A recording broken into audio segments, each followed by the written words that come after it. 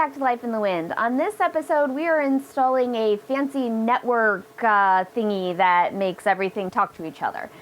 Chris will explain more of that and all of its intricate parts. I just know it's called a NMEA thingy. So we'll get to Chris and let him explain, but that's what we're doing. Today we're going to work on the NMEA 2000 network and talk a little bit about what that is and why we decided to upgrade everything to use that, or most everything. We'll try to keep it pretty high level. I don't want it to be too boring. If you guys want a more detailed video, let us know and we'll get one out. So what exactly is NMEA 2000? From a very, very high level, it's a way to let different electronics things talk to each other with minimal wiring. So if you have a Garmin chart plotter and a Raymarine autopilot, it would be pretty nice if you could have those talk to each other so you could control the autopilot from the chart plotter, etc., etc. It's basically just a way to get data shared across from one thing to another thing. Why do we want to use it? Why do we want to upgrade? Mostly I'm kind of a nerd and I want to use newer technology. That being said, this is actually a fairly old technology, but it's the newest we've got in the marine world, aside from a few other open source projects, which I won't go into. If I'm running wire anyways to make that happen, it makes sense to use the newest, easiest to run thing. So that's roughly what it is and why we're using it.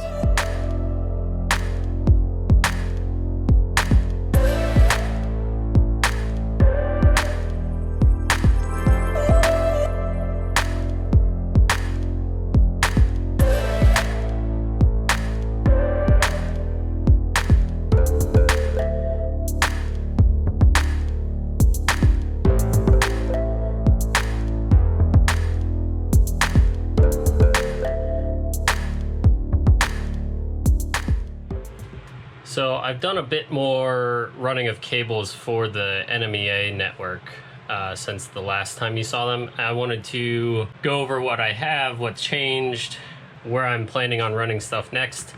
So let's go.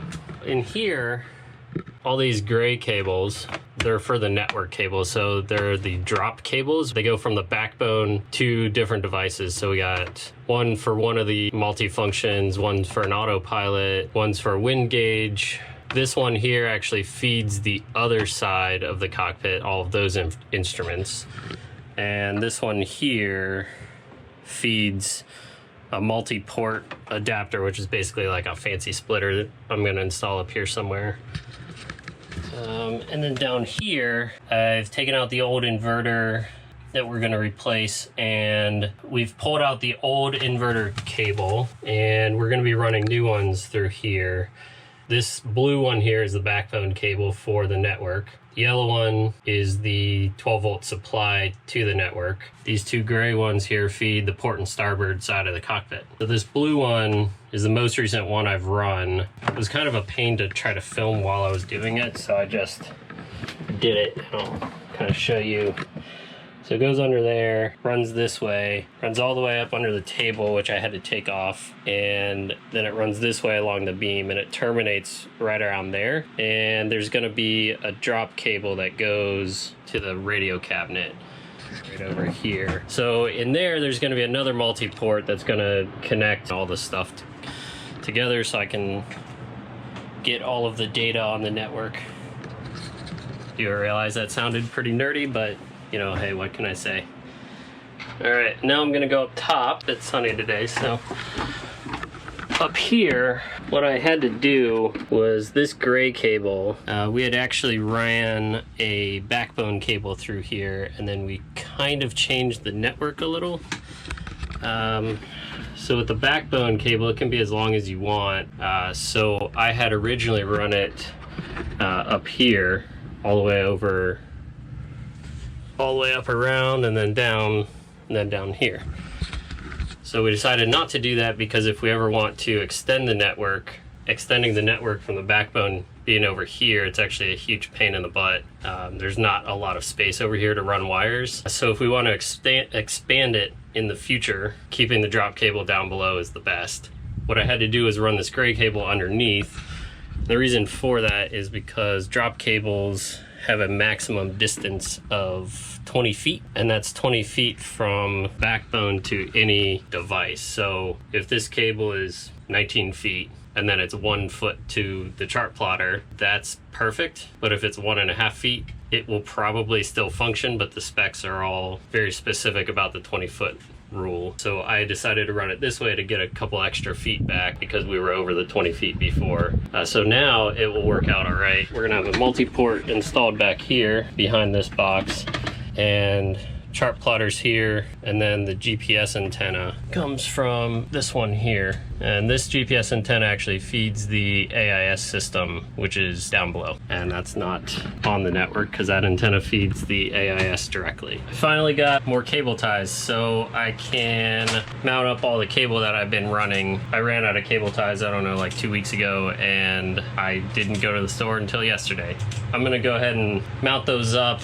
I actually need to reroute one of the cables that's under the table here.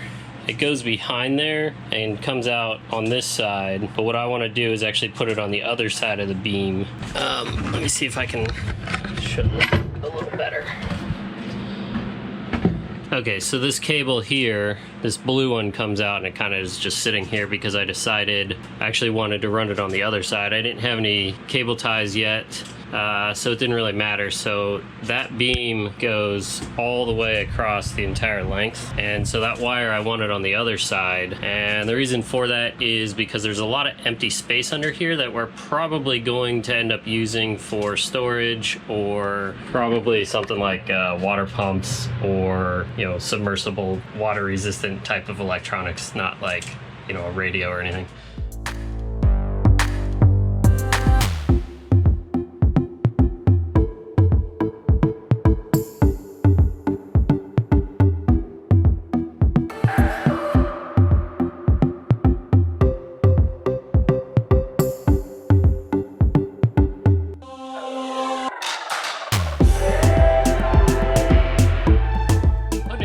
The start of the NMEA network, and I thought I'd show you the pieces and kind of how they correlate to the diagram that I've been working on. I've put together all of these parts and pieces, but first, hopefully you can see this. So I drew this diagram, which admittedly is pretty hard to see on the phone. The power tap is in the middle. We have a T section, 3 T sections, and a termination resistor. So right here is the power tap, the 2 T sections, and the third one, termination resistor. These are where the drop cables will go. And in here is where the power feed goes, which is, I don't know if you remember the bright yellow cable, which you'll probably see here shortly. And then this will go feed the backbone that goes forward, which ultimately will run from that bulkhead all the way up here, over here. It's going to be terminated over there somewhere. And so I guess on here I can show you. So that's this piece. And this would be the backbone that goes right here. We'll finally have another T and a termination resistor. We might change that design up a little bit depending on the reality of running all of this. But for right now, I think it will work, at least for this bit. So that's what I'm gonna be setting up now. So I've already set all this up. I just need to mount this on the wall and get these cables terminated, and that's it. So it'll be fun.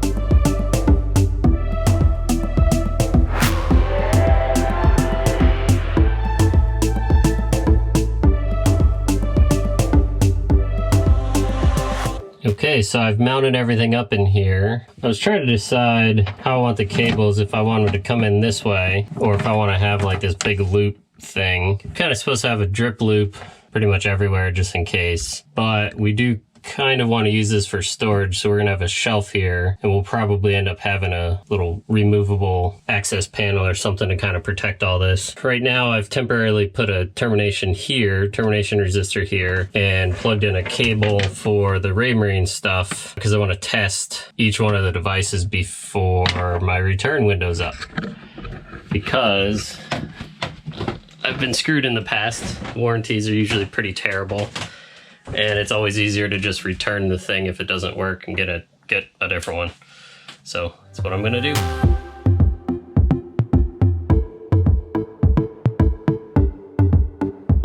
Thanks thanks for watching. If you like this video, please give it a like. Any questions or suggestions, leave them down below. And please subscribe to the channel. We'd love seeing you.